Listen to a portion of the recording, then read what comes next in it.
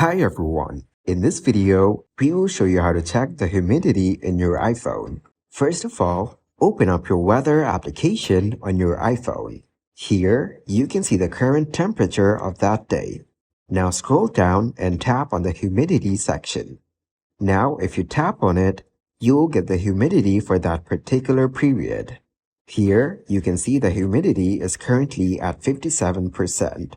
Further, it will provide data in the form of a graph, showing variations throughout that specific day. You can also check the humidity in the upcoming days. Also, at the bottom, you can see the daily summary of that day. Moreover, you can also get some extra details regarding humidity. Now let's check out the humidity throughout the day. As you can see, it is varying continuously. So this is how you can check the humidity in your iPhone.